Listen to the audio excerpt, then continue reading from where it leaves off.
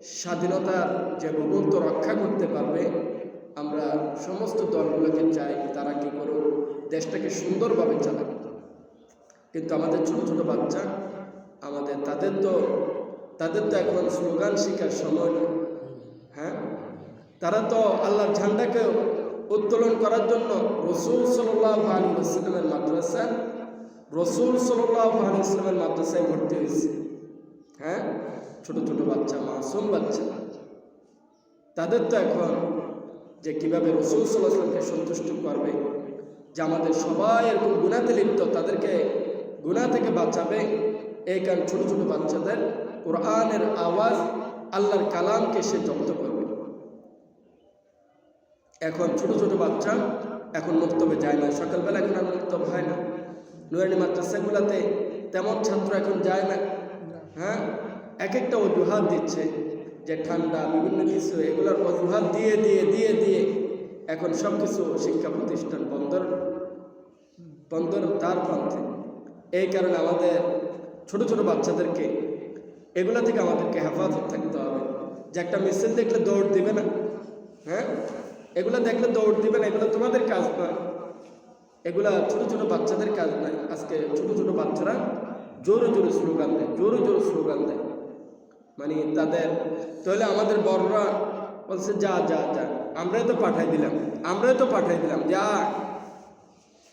এটার দ্বারা আমাদের যে শিশু, যুবক, এই যেগুলা আমাদের পড়ালেখার বয়স, এই সমস্ত সন্তানগুলো বরবাদ হয়ে যায়। তাদের এখন বছরের শুরু, তাদের বরবাদ হয়ে যায়।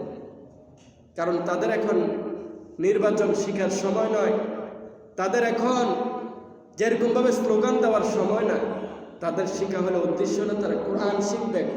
কি শিখবে বলেন না?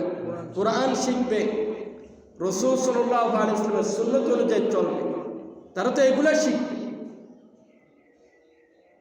আজকে এখন আগে এগুলো শহরে ছিল, এখন গ্রামের ছোট ছোট বাচ্চাও এই সমস্ত মিটিংয়ে এই দৌড়াদৌড়ি করতেছে।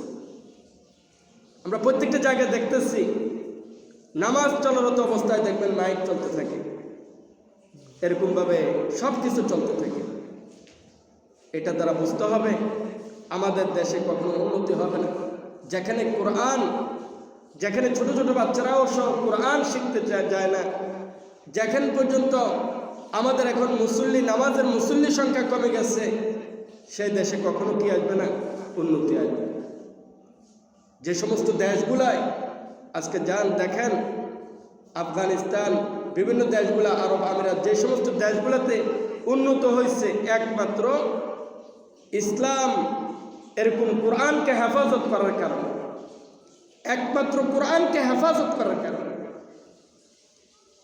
আমাদের সন্তানগুলোকে এরকম আমরা মিছিল মিটিংয়ে নেব না।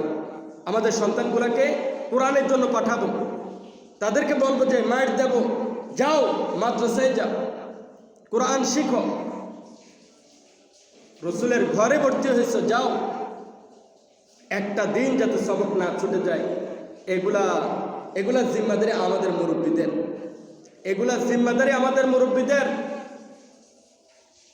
আর বাচ্চাগুলাকে মসজিদের দিকে ধাবিত করা, এগুলো আমাদের দায়িত্ব। জুমার দিন মসজিদ কেন ফাঁকা থাকবে? যে খতিব সাহেব খুতবা দেওয়ার আগেই সবাই মসজিদে এসে যেতে হবে, পুরা মসজিদের মুসল্লি ভরপুর থাকতে হবে। প্রিয় হাজিরিন, আমরা একটু ভালো করে শুনি। একটা রওয়ায়াত আছে, আল্লাহ রাসূল সাল্লাল্লাহু আলাইহি ওয়াসাল্লাম ওই জমানার সময় যে একজন সাহাবী ছিলেন, যিনি গ্রাম্য সাহাবী, একটু ভালো করে শুনবেন, গ্রামের থেকে শহরে